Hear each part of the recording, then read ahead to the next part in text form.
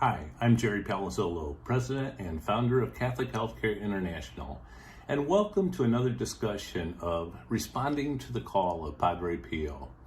Each week I will discuss with you for a 3 to 5 minute period one aspect of Padre Pio, his amazing hospital, the Home for the Relief of Suffering, and our call to replicate it here in the United States as a model, a beacon of light of Catholic healthcare delivery here in our country. Today I'd like to talk with you about why the Casa Hospital, what's so special about the Home for the Relief of Suffering that we should emulate it here in this country. In order to do that, I want to take you back several decades, 30 plus years, to when I was a young administrator. And I came out of graduate school and began to work for a beautiful Catholic healthcare system run by a group of sisters. It was, the board was operated by the congregation, basically made up of sisters who gave their lives to the healing ministry of Christ. They understood what it meant to provide that compassionate care. Shortly thereafter, the government put in place a total transition in their reimbursement and payment mechanism to hospitals.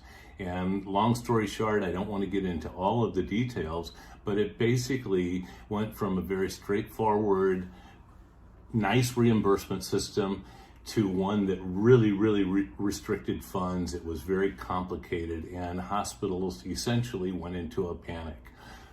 Instead of being congregationally run, most systems transitioned almost instantaneously over to being corporately run. The sisters left the boards, and they also left the hospitals, and you didn't see too many sisters around in hospitals anymore, or the brothers. And instead, you had a lot of business people who understood the finances but didn't really understand the values and the mission behind the hospital. There was one mantra that was prevalent throughout most Catholic hospitals and hospital systems, and it was no margin, no mission. So basically it meant if we didn't make money and we didn't have a margin, a profit margin, then we couldn't do the mission. So the focus became on finances. I got very disillusioned as a young administrator, very frustrated, because this was not what I really expected. And it really did change the delivery of care. It was palpable, the difference in the way care was being delivered and the focus of things. I frankly left Catholic healthcare for a long time. But I always knew that there was something burning in my heart, that I knew that there was a better way to do this. And fast forward several years, I learned about Padre Pio, I learned about his Home for the Relief of Suffering, and I began to look into it because the name in its own right really tells you a lot about Padre Pio and what he intended to do. It wasn't a focus on healing the body only. It was healing the body, the soul, the mind, everything. The relief of suffering. You can't make everyone well. You can't even make their physical suffering go away all the time. But you can relieve their suffering, because suffering has spiritual components, it has physical components, it has emotional, and it has redemptive components and values. So I went over and I investigated the Casa Hospital to see, what is it about this? Is there something really different? And I did learn that there was something different, that this saint had taken this hospital and he had built this, but he built it on the premise that the people that work there are Jesus to the patients, and the patients are really the suffering Jesus coming in. And he really taught the theology of suffering to the staff, so that they really knew what it meant to give the type of care. They are the highest quality hospital that you could ever imagine, but they also have the innate understanding of what it means to heal the body and the soul.